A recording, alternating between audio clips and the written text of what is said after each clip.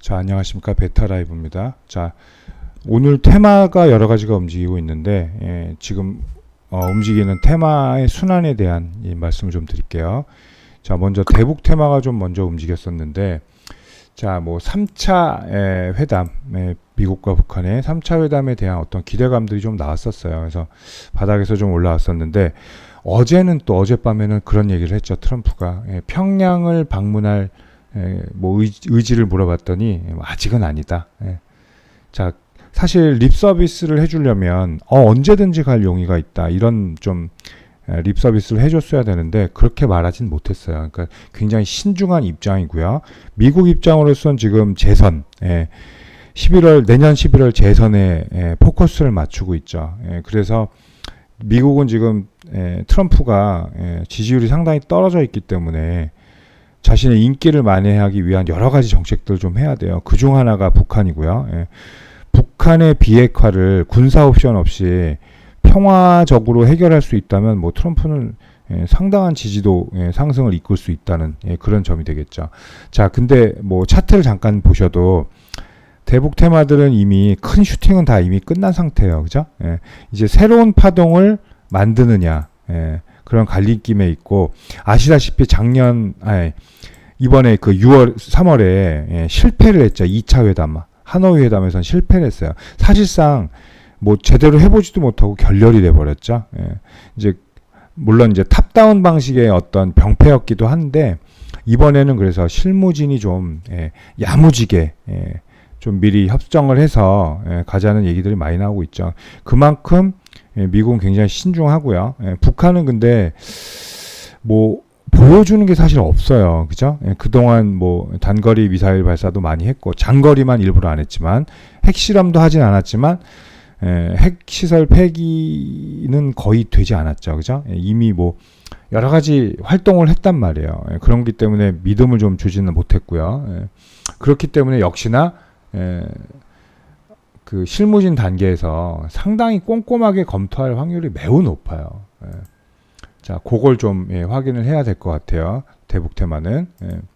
자, 대북 테마에서는 가장 강하게 움직이는 애들이 주로 이제 개성공단, 실현 가능성이 좀 큰 개성공단, 그리고 금강산 관광이겠죠. 금강산 관광을 했던 거기 때문에 어제 한창 같은 경우는 뭐 상한가도 가기도 했고요. 또 아난티도 뭐 굉장히 큰 직각으로 수직으로 오르는 그런 기염을 토하기도 했었는데, 작년 말에.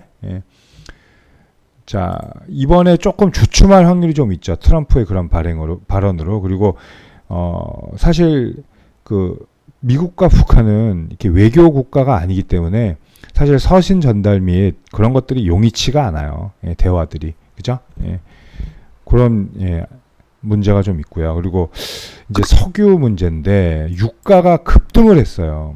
유가가 뭐 아시겠지만 사우디가 10개의 드론으로 테러를 당했죠. 정유시설 2군데를. 그래서 그곳이 세계 생산량의 5%를 차지하는 아주 중요한 곳이에요. 그리고 사우디는 우리나라가 수입하는 뭐 3분의 1에 해당하는 그런 원유를 제공하는 나라이기 때문에 유가 폭등이 또 굉장히 좀 큰 문제가 돼서 어제 또 테마들이 좀 형성이 되기도 했었죠. 그래서 흥구석유 같은 경우는 뭐 우리가 말하는 이른바 점상을 가기도 했고요.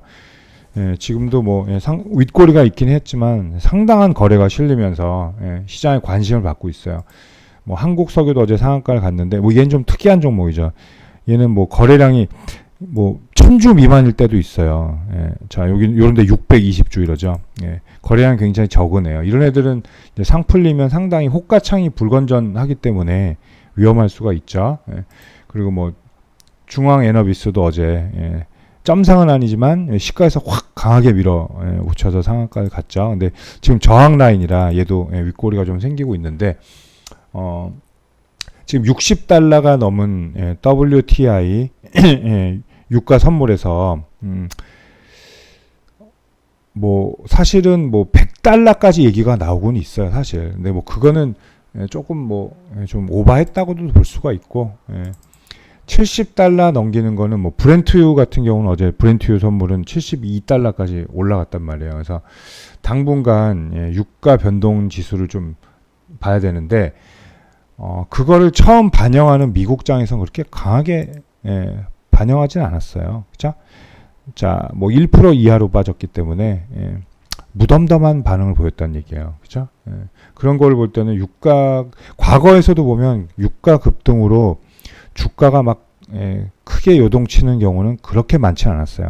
이제 물론 에너지 관련주 혹은 이제 뭐 이득을 보는 석유화학이야 이득을 보겠죠. 그죠? 유가 상승하면. 근데 반대로 뭐 해운이나 특히 항공 뭐 이런 데는 유가 비용이 엄청 크기 때문에 또 피해를 많이 보겠죠. 이런 식으로 종목별로 좀 움직이는 경우가 많고요.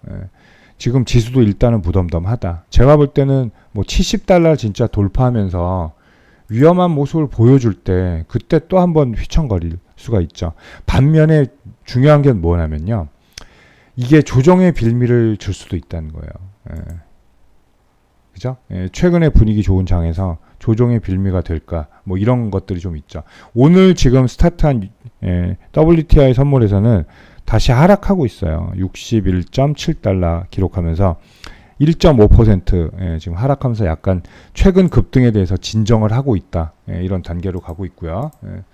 자, 그 다음 테마로 이제 오늘 아침에 발표된 좀 충격적이죠. 북한까지 아프리카 돼지열병이 와서 상당히 걱정하고 조심했던 건 사실이에요. 근데 오늘 아침에 파주에서 첫 아프리카 돼지열병이 발생이 됐어요. 확인이 됐어요. 자, 그래서 뭐 지금 종목들을 약간 보시면 관련 종목들을 보시면 뭐 점상간 종목들이 이글벳, 뭐 우진 BNG, 체시스 이런 동물 백신주들 점상을 갔고 제일바이오는 점상 갔다가 풀렸다 지금 다시 올라갔는데 사실 돼지열병에 대한 백신은 없어요. 치료제는 지금 없죠. 그냥 살처분해서 문제가 되고 중국 같은 경우도 뭐 엄청나게 지금 돼지값이 올랐죠. 제가 알기로는 석 달 동안 한 70%가 오른 걸로 알고 있고요. 최근 한 달도 한 40% 넘게 오른 걸로 알고 있어요. 이런 것들이 좀 문제가 된다는 거. 치료제가 없어서. 그리고 뭐 대체 식품들이 있죠. 뭐 우리손 FNG 같은 뭐 돼지고기, 뭐 선진 포크 뭐 돼지죠. 이것도 뭐 팜스토리, 이지바이오 이런 애들 좀 올라오고 있고 또 닭이 또 대체 식품으로 많이 움직이죠. 마니커, 한임, 뭐 윙리푸드 이런 것들 상승 보여주고 있는데 사실 지금 백신 점상 간 거 외에는 다들 음봉이에요. 자, 이런 것들 대체 식품 같은 경우도 시가만 띄워놓고 음봉이 되기 때문에 상당히 좀 투자의 주의를 요하고요. 수산물 같은 경우도 이제 대체 식품으로 좀 가죠. 근데 일본 수산물하고도 맞물려 있기 때문에 얘는 차라리 얘가 저가에서는 좋을 가능성이 있죠.